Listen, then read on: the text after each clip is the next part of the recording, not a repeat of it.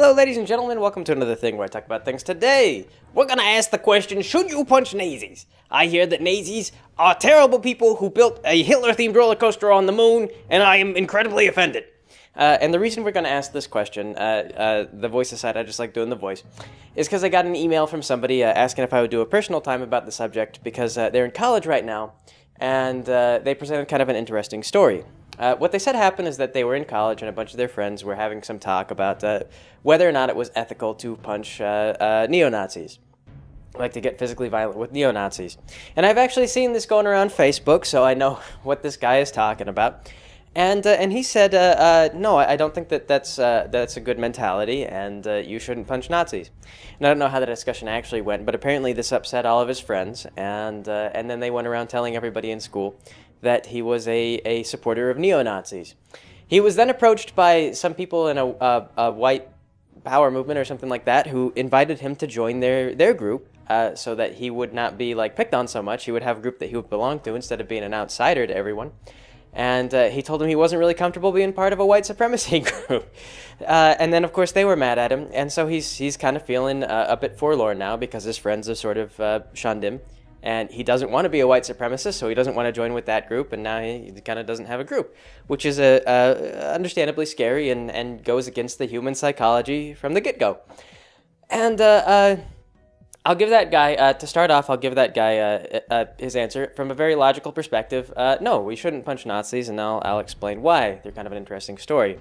A lot of this stuff, I think, kind of is linked back to the tactics that we've seen lately about sort of shaming people and cutting them off and kind of taking a slightly more cult-like mentality towards everything.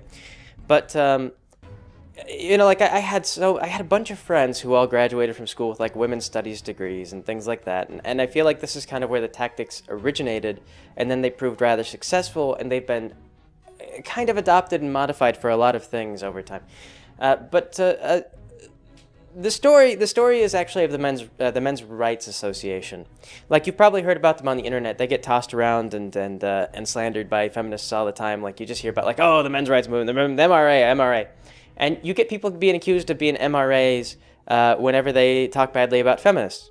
And I thought this was weird because I'd never heard of the MRA until feminists started like telling everyone that they were MRAs. And so some people actually just symbolically adopted it, and they were like, well, I guess I am an MRA. Like, if I don't want to, like, get picked on, then I am an MRA, which is kind of dangerous. But I looked them up. I looked up to see who the MRA was, and it turns out that they're really not a very large group at all. Almost nobody is officially in their numbers, as far as I could tell. But what they were most notorious for was legal stuff. Like, they went around and they sued people for gender discrimination, and a lot of times it was, like, male-based gender discrimination. And aside from that, they have this real, like, hardcore focus on alimony rights for men. Like, that's kind of their big thing. Is most of the MRA members, from what I could tell, or a lot of them, quite a lot of them, were husbands who had gotten divorced and then lost everything in the marriage, and then they were mad and they wanted to change the law. So the MRA, when I read about what they didn't really come across as all that, like, major of a deal, and I couldn't see how the internet had blown them up into, like, this omnipresent monster that was always against women's rights. So I started looking at, like, what exactly did they do that makes feminists so angry and makes them the poster child for, like, bad man activities.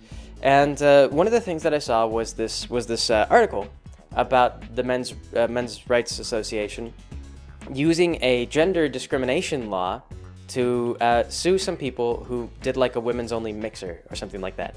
Like, they had this bar and they closed the bar that night to men. Like, they just made this thing. They just made this like a women's only mixer. And so these guys showed up, and apparently they were associated with the MRA somehow. And they were probably actually looking for trouble. Like, this is probably something that they did, but this was like either a city ordinance or a state law or something like that that said that, you know, you can't have men's only spaces. This was how the law was originally passed, is like if women apply, you have to consider them, you have to allow them to come in. And when the law was passed, when they pushed it through, you know, gender activists were kind of thinking about, like, you know, now women can get into any space they want to. You can't do like a man's only golf club. You know, you have to allow women in. So these men went down to this club, And they said, "Can we come in?" And they said, "No, it's women's only. Like, didn't you read the poster? Like, we explicitly said women's only." And they said, "Oh, okay." And then they left, and then they sued this club for gender discrimination. And the judge looked at the letter of the law, and he says, "Well, by the letter of the law, according to the way this is written, you can't discriminate against gender, and if people from, either gender want to get into your club, you have to let them in." So these guys won their lawsuit, and gender activists were just furious. Now, how does this relate to the whole "should you punch Nazis" thing? Well, if you think about the way that played out, essentially what happened was gender activists got a law passed, and in their heads, they were passing this law specifically just to help women. They said to themselves, like, women need access to men's-only spaces or whatever, like men's-only space isn't fair because, men can own a golf club or whatever, and women want in the golf clubs, this is specifically for women. They set out specifically to help women. But the law tries to be fair and apply to everybody equally. So the problem that they got was that then men started using the law to benefit themselves, and this just infuriated feminists. It didn't occur to them as a thing that was going to happen.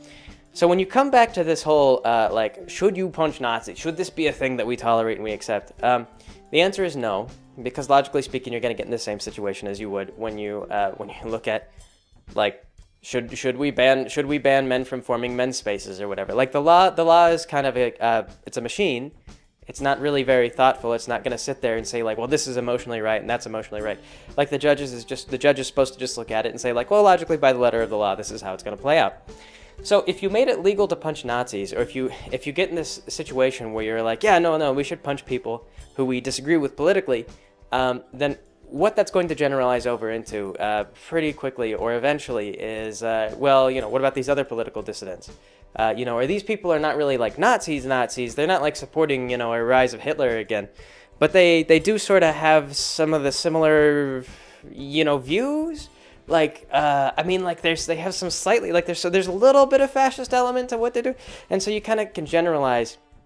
And sooner or later, what'll happen is that people in power, and this is where it always goes wrong. People in power who understand how to game and ruin systems like this will take those powers and they will just stamp down everybody who disagrees with them. And they'll say like, well, the law says I can send cops out and beat Nazis to death. So, I'm following the law like it was written, a decade ago. And it says right here, I can go out and I can just kill people I disagree with. So, in college, I feel like people, maybe when they're first starting to get really invested into politics, they kind of get in this mindset where it's more like specifically justice. But when you slow down, you really look at the whole machine, you realize the reason why it's such a mess is because there's so many different working parts, and because you have things like that. You need a lot of fail-safes. You would need to be very, very, very specific. So for you to make it okay to punch Nazis, you can't just say yeah, Nazis and people who remind me of Nazis. You would have to actually get there, you'd have to get up there, you'd have to sit down, and you'd have to write out exactly what is a Nazi. Very, very specifically, in such a way that it couldn't be broadly interpreted. Because the minute that opinion gets broadly interpreted, you are so screwed. So, it just doesn't work on a legal sense. No, it should never be legal to punch Nazis. It should never be a thing that society just accepts. Because it's going to eventually allow people who are like Nazis to get into power and start crushing anyone they disagree with. And again, this is kind of important because you look at some of those groups and you look at kind of what they say about their opponents and how every single one of their opponents, I brought up the MRA thing. A lot of people on the internet, if you disagreed with a feminist, you would be called an MRA supporter. And so you remember that's important because a lot of people who disagreed with feminists on the internet were actually not MRA supporters. They didn't know who the MRA was. I certainly didn't. And if you can be labeled as an MRA supporter without officially signing up for a register with the MRA or anything else like that, then you are one of the people who would get beaten in the streets because word would get around that you're an MRA supporter. And then if you think about this guy in school, of course too, the kids, they're not kids, they're adults. The other people at school were saying that he's a neo-Nazi or whatever, and he wasn't. When neo-Nazis actually approached him, he didn't want to be a neo-Nazi. But if they're going around telling everyone he's a neo-Nazi, and they're also saying it's okay to punch Nazis, well, that's a situation where that guy's going to get beaten up, not for actually being a neo-Nazi, but for just having the opinion that they shouldn't be beaten in the streets. you know, a guy who essentially is supporting like non-violence and non-confrontation is going to get roughed up. And, you know, if they let him live, then the problem is he's going to have to join the neo-Nazis because at least those guys won't beat him up. And this is the scary thing. I think today, with all the radicalism and all just the extremism that I'm seeing, that people are creating pushback that wasn't there before. Like, I remember before Gamergate and all this other stuff, we used to see women roles in video games and things like that. Like, before Anita Sarkeesian got up there and started, like, just railing on gamers for liking video games, we used to see female characters in video games, and it was not a big deal. Like, nobody fussed about it. I remember a lot of PS2, there were, like, lots of characters that I liked from video games that were female. And I thought nothing of it. Like, to me, it was not a big deal. And I feel like that's the ultimate, like, idea of equality, is when somebody is like in a position of authority or power or whatever, like in a game or a work of fiction or on television, and you don't say to yourself like, oh, this is a big, you know, like, this is a big thing. Like, it just kind of, you totally, like, it doesn't even register, because to you it's just like, yeah, like, you know, Major Snow, he's a guy. I'm trying to think, I can't recall the name of, like, swordsman. I'm thinking specifically of a swordsman from Ace Combat 5. I really liked Ace Combat 5. Snow. I don't know. I was just trying to, like, think of the first black guy in a video game who was in an important position. I think his name was Major Snow. I don't remember. I don't know. Swordsman. Swordsman was his call sign. That was what showed up on my screen whenever he.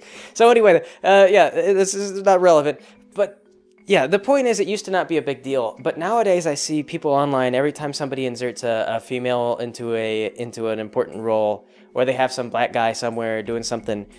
People talk about it like it's controversial, you know. They have like a gay character or whatever, and it's like, oh, big controversy.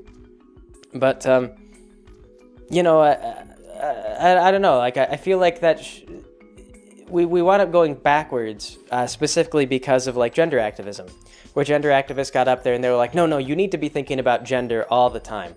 Like, whenever you see, like, they would say this, they'd be like, there are no women in video games. There are, like, women can't work in the industry. And women were working in the industry. They were working in the industry, and they were in video games, and gamers weren't really thinking about it because, you know, it wasn't a big deal. But then when it became a big deal, suddenly everyone was like focused on it, and it was like, it's a political statement, and now it's all politicized. It's all heavily politicized. Give me money, you know, support me for this. Give me money. We have to stop this. You know, this is this awful social creep, and this and that, and initially. Gamergate started as a bunch of different things, but some of the people were honestly just trying to push back against the perspective that video games were exclusionary.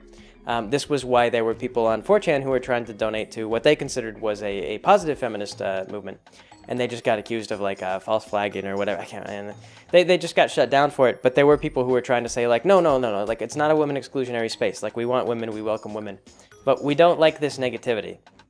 And that message got lost. It got drowned out. It wasn't as sexy as the message that everyone is a misogynist and everyone is terrible.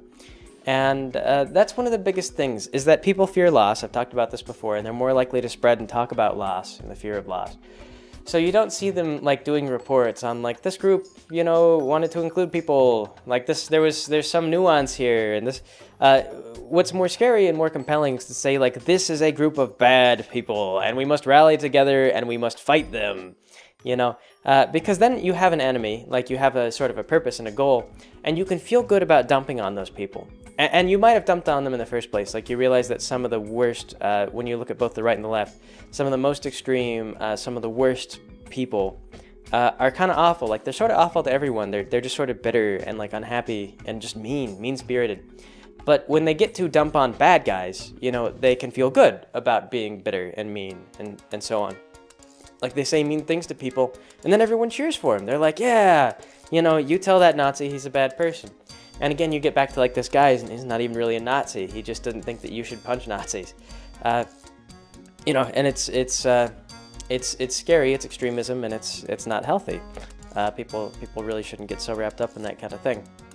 And the worst part of all, though, is that I wish people would realize that they're being fooled and taken advantage of when they fall for those kind of extremist ideals. I think young people get wrapped up in it the most because they're not quite used to being swindled in that way. But most of what those people are doing is they're trying to just generate like money. Like they say, support me, buy my book.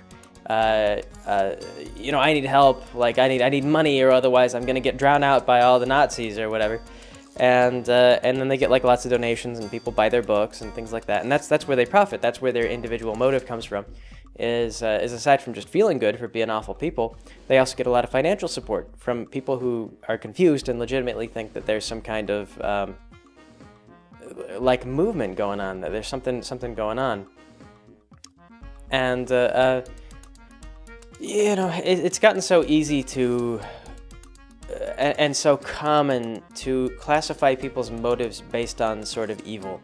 Like right now we're looking at Trump and how Trump got into the presidency, and people are saying like, well, racists voted for Trump. And, I'm sure that there are people who were racially motivated to vote for Trump. But let's be honest, Trump hasn't really been able to do anything race-wise. He tried to instate that travel ban, but that got shut down by the courts right away. So any platform he really supported that was about like hurting other races was going to face like lots of legal opposition. There's lots of legal framework in place right now to prevent that sort of thing, which is good. But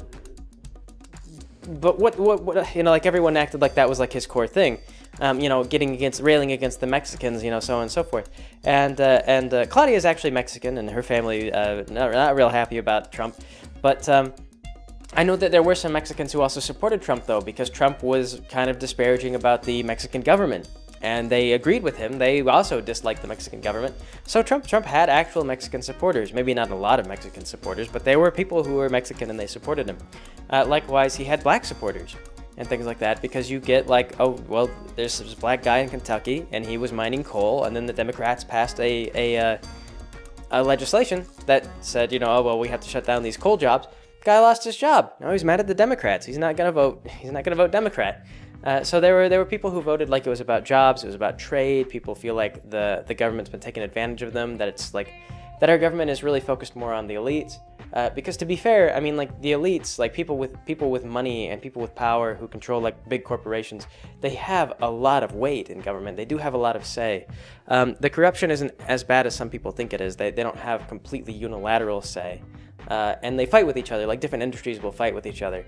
Like when they were doing the healthcare reform, the insurance companies fought with the medical companies and so on and so forth. Like the insurance companies were politically vulnerable because everybody goes through them. You call them up and you say, hey, pay for my thing. And they say, no, that's expensive. We're trying to make a profit. And of course, everyone gets mad at them because it feels like a scam, because it kind of is. And, so the insurance companies were vulnerable, whereas the medical companies that are charging like $3 billion for, Tylenol, they got off a little bit scot-free because they're lifesavers. They're just hardworking people. There's politics is weird. Like the facts aren't always what motivates people. But the point is, different industries fight with each other. There's not like necessarily a unilateral control of the government, and different politicians are more corrupt than others. Some are quite honest. Some have a lot of integrity, and some don't. Some have less integrity.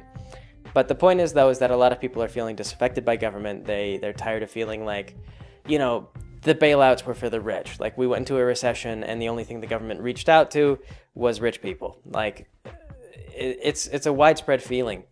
And Trump got up there and he railed against politicians. He was like, oh, they're all idiots. Like if I were in charge, I would make it all go away. And, everyone was kind of like, well, maybe he's wily like a fox and he'll get in and he'll like really know how to work his way around the system, and he'll just like outsmart everyone because no one can predict him. But I feel like it turns out that he wasn't wily like a fox. He was actually just he was dumb. And the reason he made all those promises and said all those confusing things was not because he was trying to throw everyone off. It was because he actually didn't know what he was talking about. And we've got all this Russia controversy and stuff going on. But villainizing Trump supporters really didn't help drive people away from Trump. When their grievances were about like their money and the regulations, environmental regulations hurting their jobs, and about like you know, politicians being corrupt. Like, they were looking at Hillary Clinton on the other side of the aisle, like one of the most status quo politicians we could have voted for. Like, I mean, like, I knew Democrats who were just really, like, you know, they just didn't want to vote for Hillary. It was like, God, you know, like, Hillary is so, she's so Hillary Clinton. You know, it was just one of those things that, like, people who didn't want Hillary in power, or some people hated Hillary not because, like, some people just voted for Trump because they hated Hillary. I think there were probably people who voted for Trump too because they thought it was funny. And, you know, they didn't really think he was going to win because everyone was talking about, like, well, the inevitable Hillary Clinton. Although that's always been Hillary's campaign slogan. You don't have to vote for me, I'll win anyway. Hillary Clinton. Such a such a humble lady. So, yes, where you could describe maliciousness and evil, you actually find that there were some fairly normal human behaviors there that didn't really need to be described as evil. Yeah, like, they're also not, like, people who voted for Trump were also not necessarily Nazis and what have you. I mean, like, had there been other politicians who were using a lot of populist rhetoric, I mean, like, you notice that Bernie Sanders had a lot of popularity on the left, and he was using more sane rhetoric, and he was actually more in touch with politics. He wasn't promising the moon like Donald Trump was, but he was there, you know, kind of railing against the system, and a lot of people really liked him and were hoping that he would be the candidate. You know, I don't know what would have happened if Bernie Sanders had actually gotten on the ticket. You know, people talked about his age a lot, and president's a very, very stressful job. But, yeah, I mean, like, you could just see that sentiment. You could kind of understand it. But the other thing that goes on, too, though, is that you get into, like, social media, and I've talked about this before, where people spread around these fears, and they just kind of, like, it's like, oh, reblock. Like, you know, you're afraid of this thing, and you want everyone to know that you're afraid of it. You know, like, oh, we have to do something. And, like, that, you know, these things that people post, like, I see this all the time, where somebody posts a thing, and they're like, oh, like, I saw a thing recently, like I mentioned, Claudia was Mexican, and she's got, like, you know, her extended family is fairly large. And so I had this guy on my Facebook posted this thing about, like, Mexicans, and he's like, oh yeah, Mexicans are, like, he had this, like, all this crazy data about, like, Mexican immigrants, and he's like, yeah, like, each Mexican immigrant is defrauding the government of approximately $32,000 a year, because he, like, listed all these, like, things that Mexicans had. And so I went to Claudia and I was like, hey, like, all these things listed, which ones do you get, like, if you're in the United States? Like, what are, like, let's suppose that you're just here on a visa, and then you overstay your visa, like, but you're still paying your tax. Like, what do you get? And she was like, oh, none of this. Like, and then she, like, listed reasons. Like, she was like, oh, yeah, because, like, well, you need your social security number for this, and you need the, like, and if you're not, like, illegal. So there's all kinds of things in place to prevent you from getting all these, like, social benefits.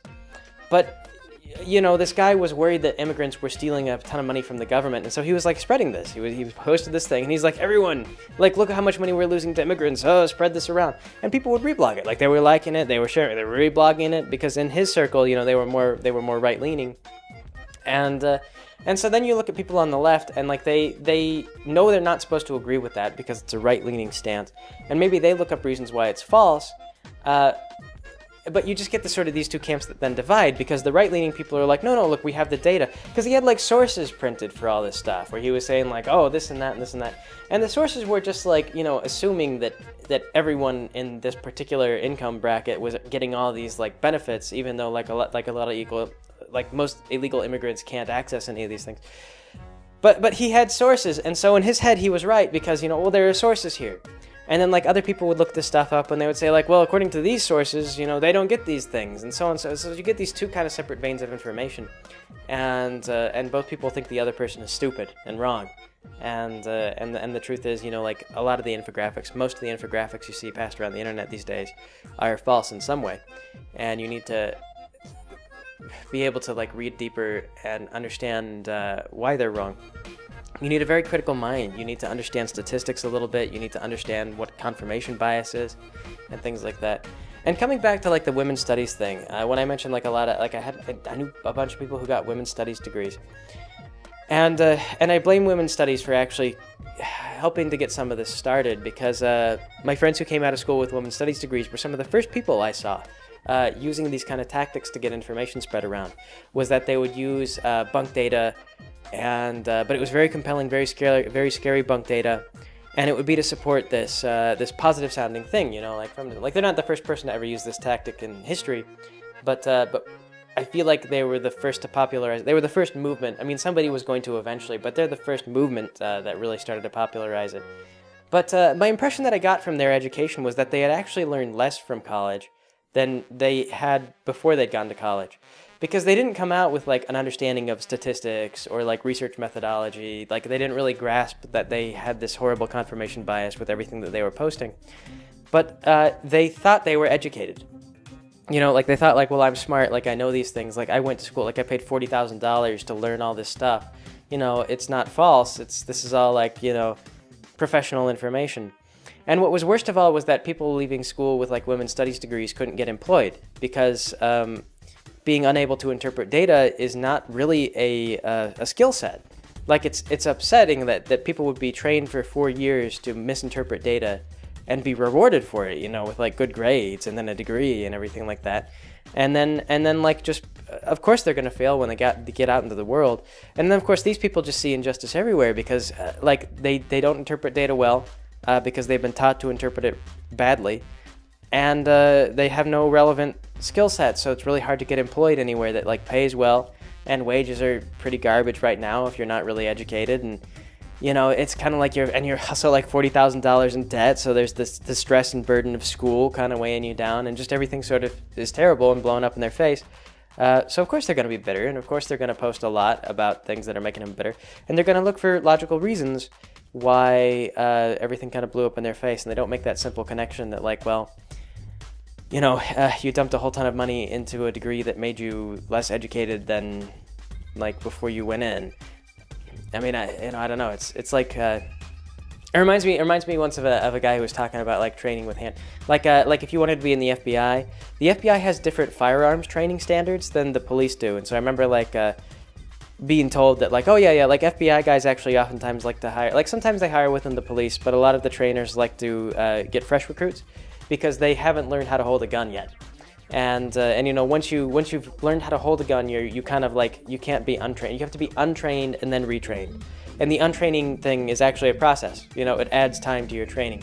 And so like I say, you get this kind of thing where you get like a bad education. You're taught to think about data and facts and information incorrectly for like 4 years. They train you to handle this information badly. And then to be retrained, you first have to be untrained, then trained again. So they're just like far worse off than they had been, and they're a lot more radical than when they were in high school. Like they were fairly reasonable and even rather clever people when they were in high school. Like they were people that I respected when I was in high school with them. They seemed like smart kids, and you know, I don't know. It's just weird, and I feel like this sort of radical stuff. Is perverting a lot of people. For people not in those kind of degrees, you know, you'll maybe learn how to look at real stats and everything like that. But being skeptical is important when you're involved in politics. Like everything you see on Facebook, everything you hear, you should be skeptical of. And when people say things like don't support violence against Nazis, don't support going out and beating up Nazis, don't support radicalism, they're speaking from like a correct position. They are factually correct. I mean, like, I'm not saying you have to support Nazis. Like, if you don't want to go out and fight them in the streets, that doesn't mean that you believe in them or you want them to succeed. Nazis are not very popular. I mean, I don't know if anyone has noticed, but generally they don't get elected. But the thing is, though, is that if everyone who defends beating up Nazis winds up getting beaten up, then you're going to push them away into the arms of the Nazis, because that's just going to be what happens. Is you're going to say, well, get out, you know, and we're going to kick your ass if we see you around. Then Nazis show up and they say, oh, like, I see your progressive friends didn't want you, like, but, you know, we won't kick your ass. I mean, unless you don't join us, I guess, but, you know, and then you get accepted, like, this is your social group now. These are the people who don't want to punch Nazis, is Nazis. But in that case, I mean, like, the people who are beating up Nazis, like, how are they better? I mean, the thing that you really kind of have to ask is, like, well, you know, for now your solution to Nazis is beating them up, but what's your final solution? Like, I mean, when are you gonna, like, maybe should you get like a register, and you'll figure out who supports which ideologies, and then you'll round up the bad ideologies and you'll put them in a camp. And you know, I don't know, like you could work them. Like that would be a good way. Like that would be economically feasible. You get some work out of them, and then when they get sick, you know, that would be a burden. So you'd have to do something about them when they get sick. You don't want to like waste thousands of dollars on healthcare for these people in this day and age. So you've got to do something about the Nazis, and pretty soon you are the Nazis. That's how it goes. It's you could say it's a slippery slope argument, but like I say, in government, you sometimes kind of want to consider the slippery slope very seriously and just make sure that you've got things in place to prevent it from happening. Because the thing about the slippery slope is that a lot of times, like, you get into like, well, you know, cats will mate with dogs if we do this, so you could get into these like silly, absurd slippery slope. But a lot of times, if you look at like, well, you know, there's an inherent benefit to being able to beat up your political dissidents, then people will beat up their political dissidents. That's the thing. You make it possible for somebody to do something that advantages them in politics, and sooner or later someone will get into power because they use that method to their advantage. So, yes, don't beat up Nazis. The guy who said that you shouldn't beat up Nazis is correct. You shouldn't support Nazis, but, yeah, I don't know. Best of luck, guy. I don't know what to do. I don't know how that whole conversation played out or what your friends are like or whatever. But there's still plenty of reasonable people. I mean, like, I really don't think that the average person supports violence. And being radical politically is very exhausting. Like, the world's an awful place. Like, I see friends on Facebook who are posting every single day. Like, every single day, they find a new reason to be angry. And this goes for both sides of the political spectrum. I am seeing this, just everyone is mad. Well, not everyone, but these guys who are really deep in this stuff, they are always angry, and most of the time, they are totally wrong. Like, neither of them have any idea what's going on in the world. They are so stupid. But they feel really strongly, and they feel really, really, really, really, really smart, because they're the only ones who know what it's like, man. And, you honestly can't take that from them. They want to feel like that, and if you bring it to their attention that they're being stupid, then you take away their ability to feel like a hero, so it's difficult. They get angry at you. You can't get on their cases too much, but I don't know. So that's how people have gotten. But anyway, though, yes, I suppose that'll be it for today, so thanks for joining me, everybody. I will catch you all next time.